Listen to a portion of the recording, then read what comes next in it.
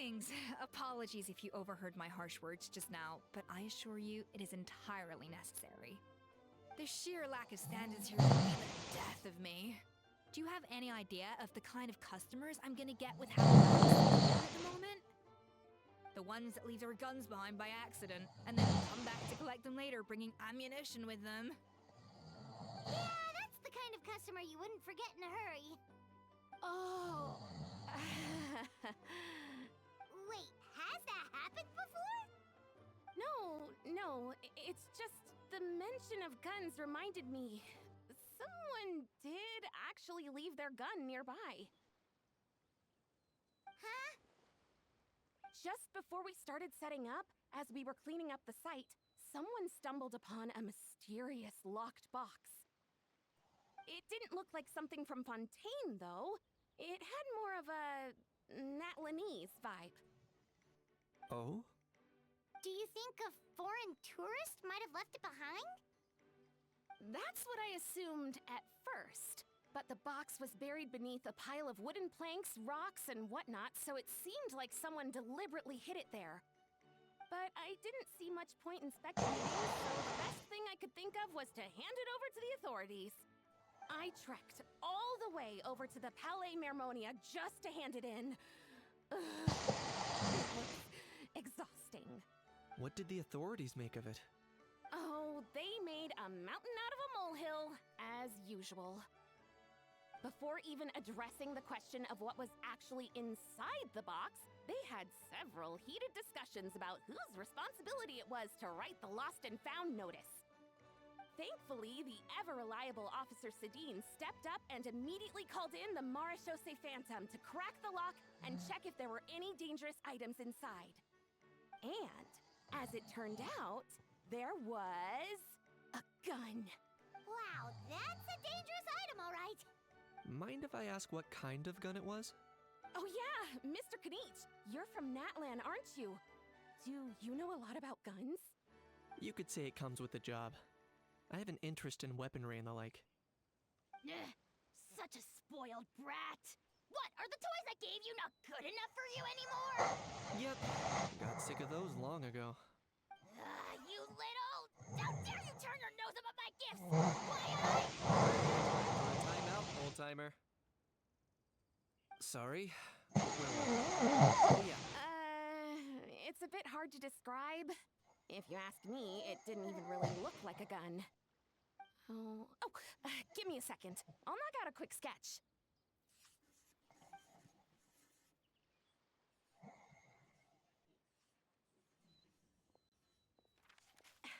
Something like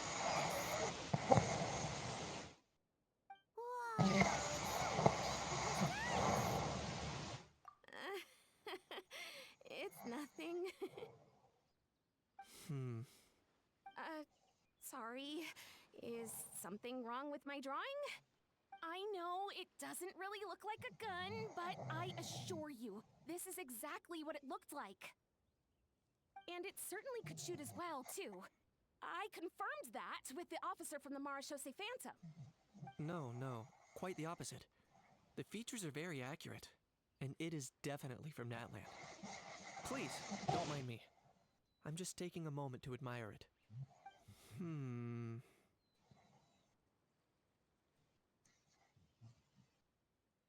I should be the one thanking you. Thank you, and everyone else for your support. Don't mention it. Besides, we haven't really done anything. Not at all! The buzz and excitement you guys are getting is exactly what this event needs. Oh dear, I'm starting to feel a bit guilty watching everyone else toil away. Guess it's about time I got back to work too. But just before I go, one last thing. Traveler, it's wonderful to see you. Here's to a successful collaboration.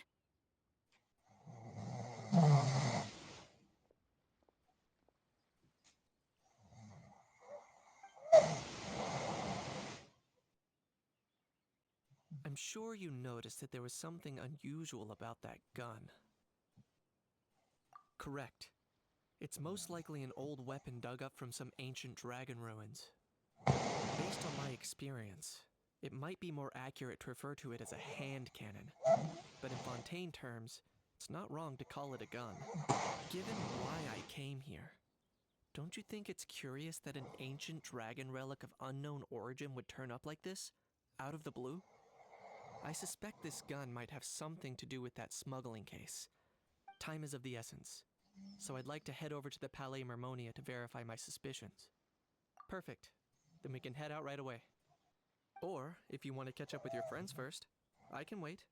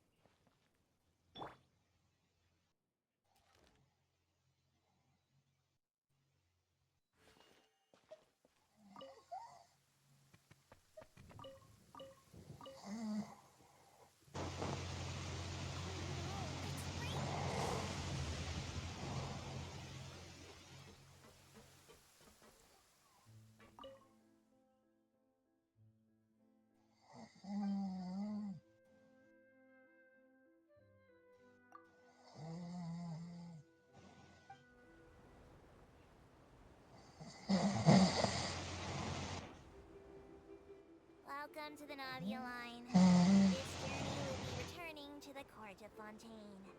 I am Elfan, your tour guide for this trip.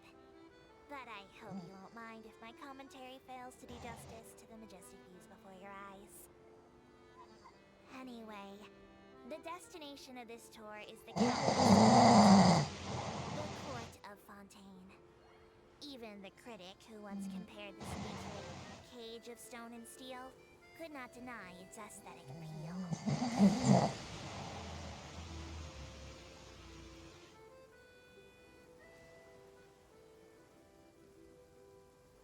To the right of the aquabus, suspended in midair, is Fontaine's renowned research institute. I hear the employees there do crazy overtime regardless of rank or distinction. I'm not sure if that had anything to do with the incident.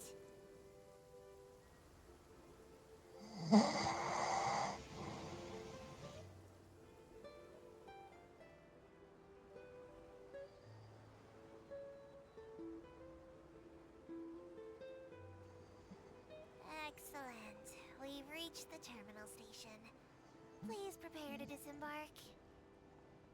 I don't mean to hurry you, but there are just so many attractions in the court of Fontaine worth visiting. I recommend that you begin sightseeing as soon as possible, so you encounter as many of these treasures as you can. As for me, I might use this opportunity for a rest. Maybe I'll go to our ways for a cup of coffee. Even tour guides need a pick-me-up now and then.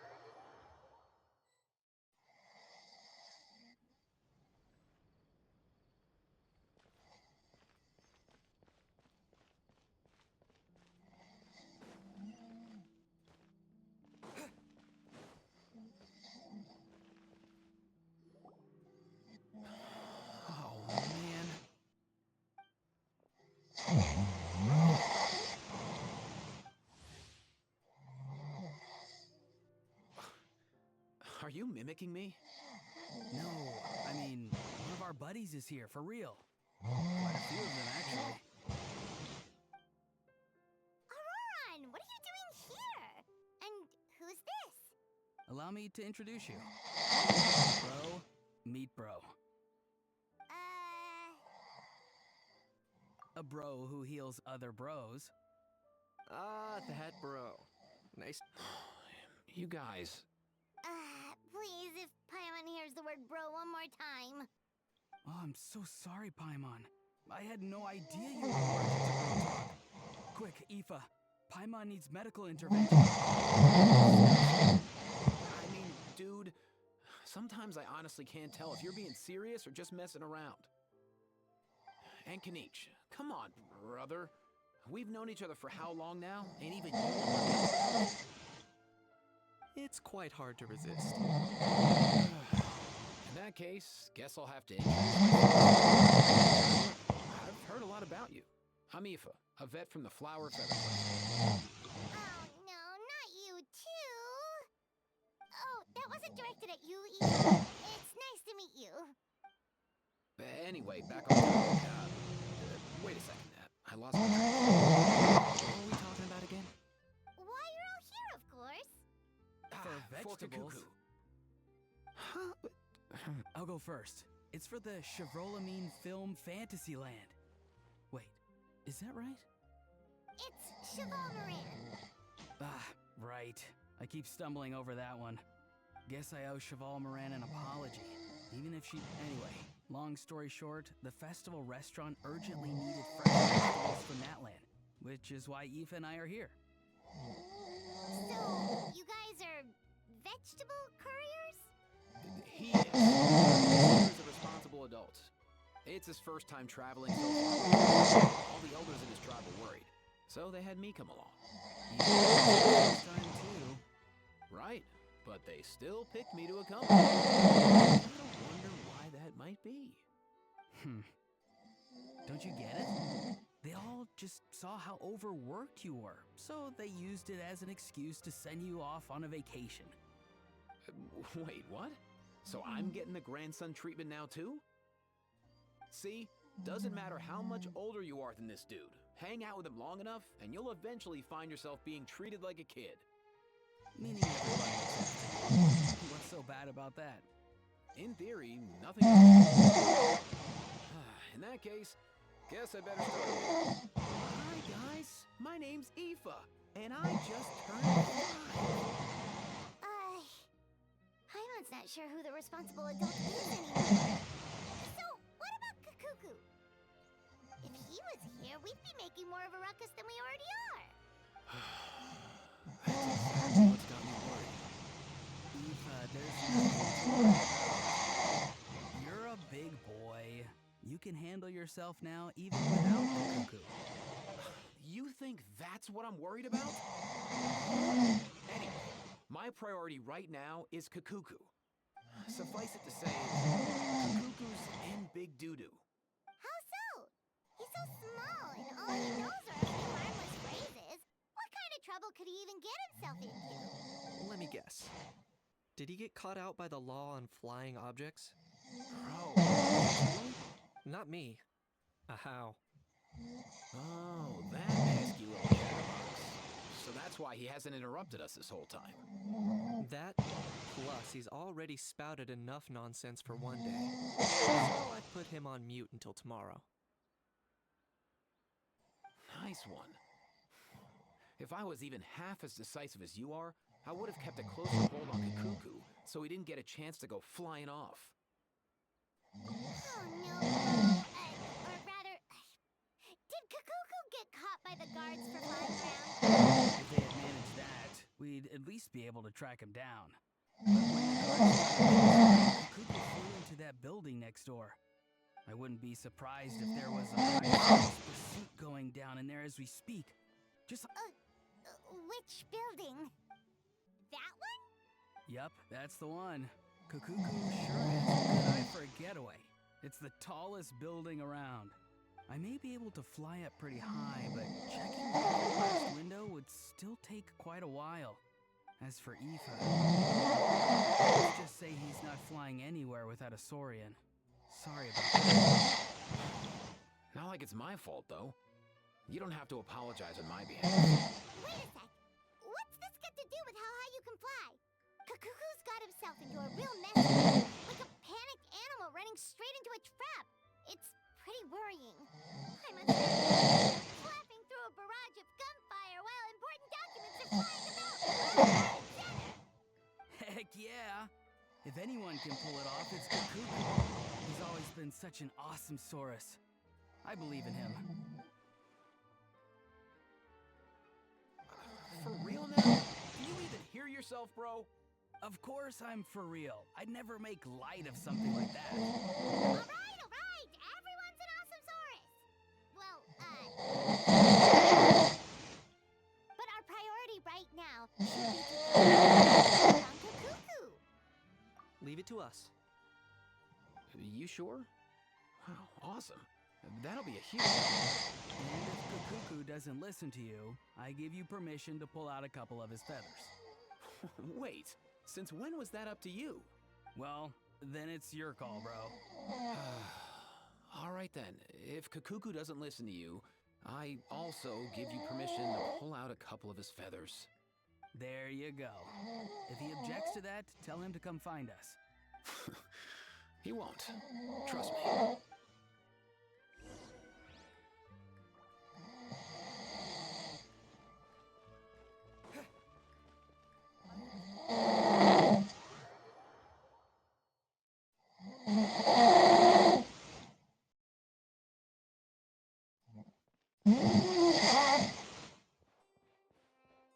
Nothing new there. What's all that commotion?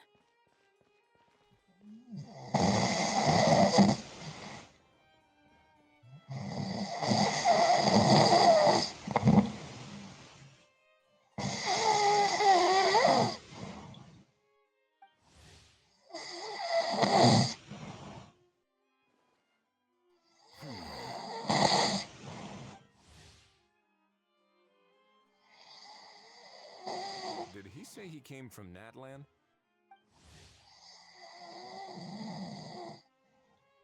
No. Get out of here! I can understand. Just not what they mean. Oh no.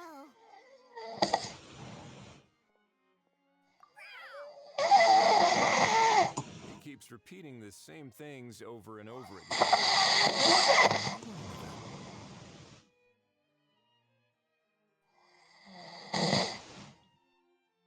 He's a friend, yeah. A Saurian friend, let's say. Great. Well, that was easy. Looks like we've tracked down the owner. Guess that's one less lost and found notice for you to write, Monsieur Neuvillette. For real? Was there something important you wanted to discuss with the Udex? I'm just about done with my business here. Need me to step out? Stay and hear them out first. Perhaps it will have some bearing on your own work. If I'm not mistaken, you are the same Mr. Kanich who served as a witness in the smuggling trial? I take it there's been a further development in the case. That's right. Very perceptive, Mr. Udex. So you've met Neuvillette before? But wasn't the trial overseen by another judge? I've seen his photo in the papers. But as for this other gentleman... Allow me to introduce you to Mr. Wriothesley, Administrator of Millipede. Or in layman's terms, Fontaine's prison warden. Please, feel free to share anything about the case. There's no need to keep anything. Pleasure to meet you. Pleasure to meet you! Sounded just like me. But should we really discuss official business in front of the Saurian? Oh wow, oh no! I believe he said, or rather, I suppose he meant, that he'll keep this to himself. Though I should mention, Mr. Kukuku, that we will have to ask you to sign a confidentiality agreement. Sure thing, bro! Let us return to the matter at hand.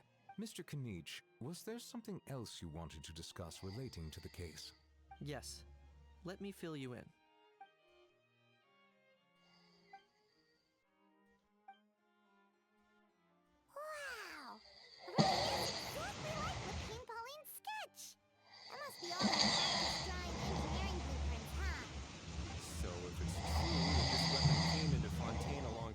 contraband from the smuggling case, then there's a high chance we overlooked a suspect.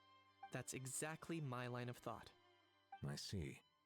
Mr. Kanich, thank you for reporting this promptly. I'll arrange for the Marachose Phantom to investigate right away. We should begin by questioning the prisoners in custody. Wrightsley. I'll sign off on the interrogation request. That would be much appreciated. It's lucky that the Palais Mermonia wasn't scheduled to release any public bulletins today, and that this gun's lost and found notice hasn't been up yet. In other words, the news hasn't leaked. I'll be staying in Fontaine for the time being. If there's any progress in the investigation or you need my help, anytime. Yep, we were just about to go help out with the...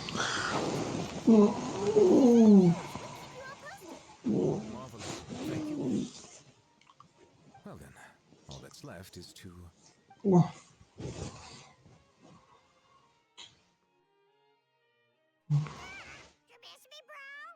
He really does come out with the most unexpected things.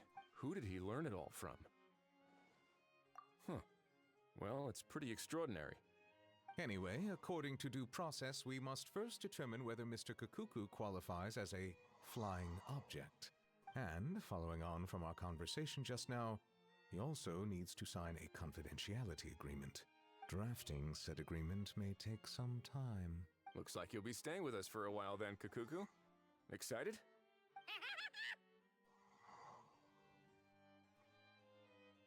That would save us a lot of trouble. Many thanks. All right then, we better get going. No need.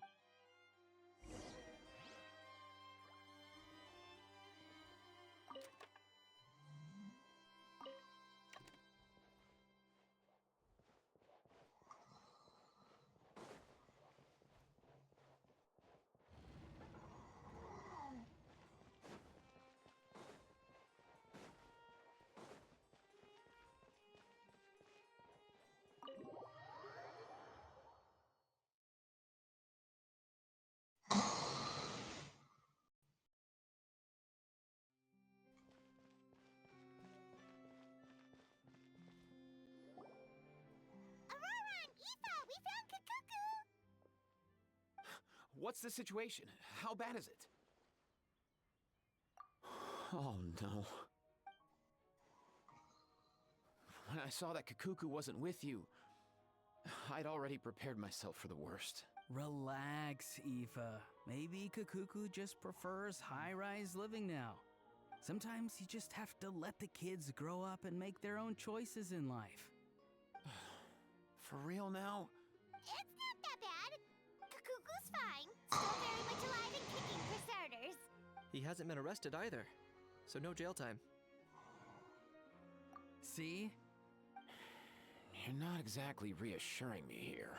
As for the bad news, well, it's really not that bad. Kakuku accidentally overheard some top secret stuff, so he has to stay at the Palais Mermonia for a while to sign a confidentiality agreement. But there's no need to worry. The person in charge of looking after Kakuku is super nice, so he'll be absolutely fine. All right. That doesn't sound too bad after all. Wow, hearing that's put my mind to rest. But based on my understanding of how things work here, the ban on flying objects should be over by the time Kakuku actually gets out. What a shame. Oh well, I guess we'll just have to go have some fun without him. You don't look disappointed in the slightest. Anyway, Auroron and I will be staying in guest rooms upstairs at the Hotel de Boer for the time being. Feel free to drop by if you need us. Yay, problem solved! Alright, let's catch up another day.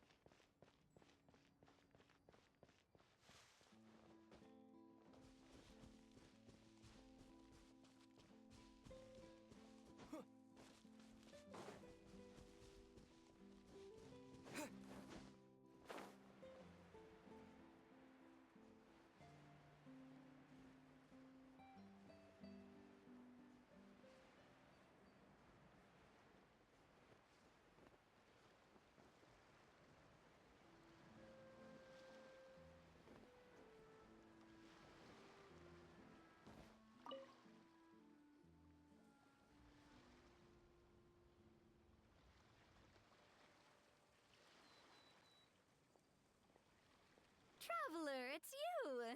Ready to join the Cheval Moran Film Fantasyland crew? It's time, dear partner in Paimon, for us to turn our attention to the Cheval Moran Film Fantasyland. As I mentioned, the park was started up by enthusiasts who brought in the Spina di Rosula to handle the planning, construction, and operations. Of course, enthusiasts aren't typically all-around experts. They usually stick to designing the event booths.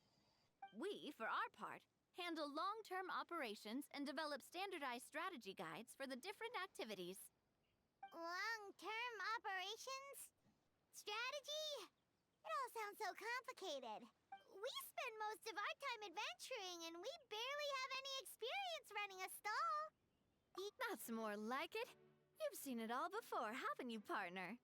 I'd even go as far as to say you've shaped some of Tevat's biggest business ventures. Anyway, first things first. Let's get an overview of how the whole festival's gonna be run.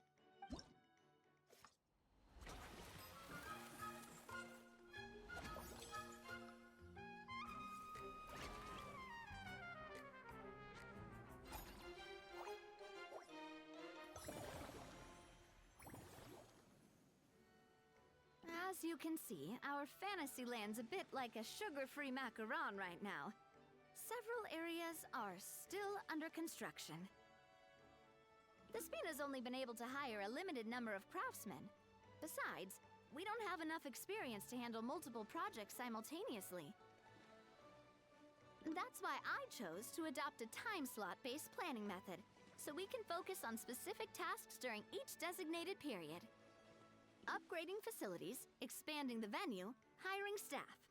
All of this requires funds and time slots to accomplish. So, it's our job to allocate precious time slots in each business cycle to the most worthwhile tasks.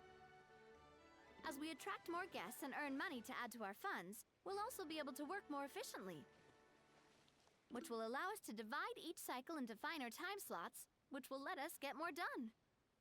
So we'll be limited in the decisions we can make and tasks we can focus on within each time period. Which means we have to use our limited actions and Mora to earn even more Mora. Kinda like playing chess or cards then. Paimon thinks she just about gets it. How do you feel about it, Traveler? Yep, come on, we can do this. You mentioned standardized strategy guides just now. Does that mean there are non-standard ways to take part too? Of course. Film and entertainment mean different things to different people, and there's gonna be a wide range of exciting activities for people to try out. If we're not careful, some visitors might wander off and end up getting in trouble, and others might pick up dangerous props by mistake. To avoid confusion, we need to create a standardized strategy guide for each activity. Just think of it like a walkthrough. Wow, if we're the first ones to test out the activities, who knows what surprises there could be waiting for us. But if we hit a tough spot, we'll just have to rely on our skills to carry us through. Hopefully it goes without saying that I'd never put you in danger, partner. I carefully checked all the existing activities before you arrived, and I can assure you that they're all perfectly safe. I also wanted you to experience the activities before anyone else gets to. It'll be fun. Plus, we'd like to hear your thoughts and suggestions. Oh, those are two things Navia is best at! Making people feel safe and having fun! Great! Well, I can't wait to hear what you think. Your input is super important to us. All right then, let's start with Eclectic Escapades and put our first guide together.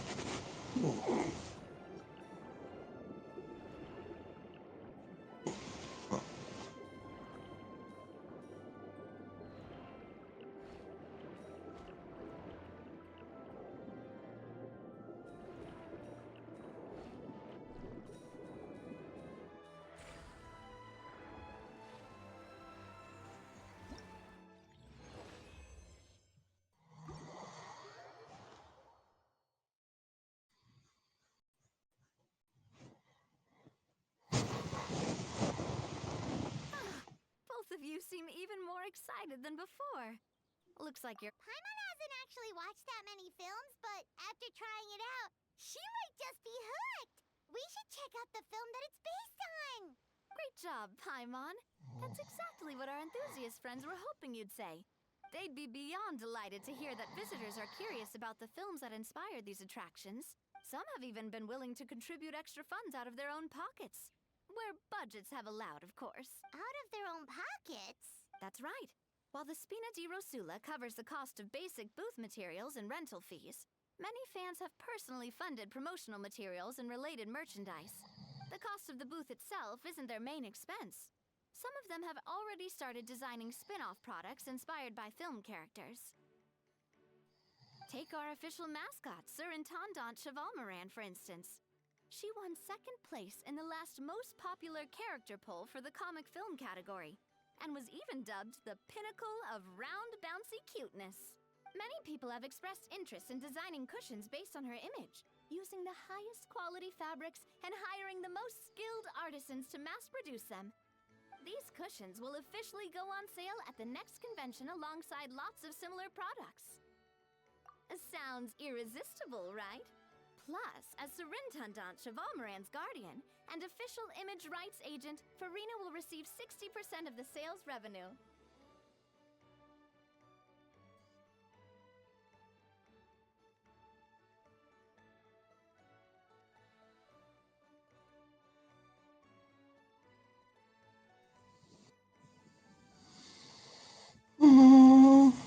After all, the fans are doing this voluntarily, not for profit, but to promote Surintendant Chevalmoran's adorable image. The more Mora ends up in Farina's purse, the better Surintendant Chevalmoran's meals will be. And who wouldn't be happy to hear that? Oh, Paimon likes the sound of that. Everyone working hard for something they all love without worrying about profit. Still, we can't just ignore Mora completely. Whether it's fan creations or official commercial projects, some level of financial balance is still necessary.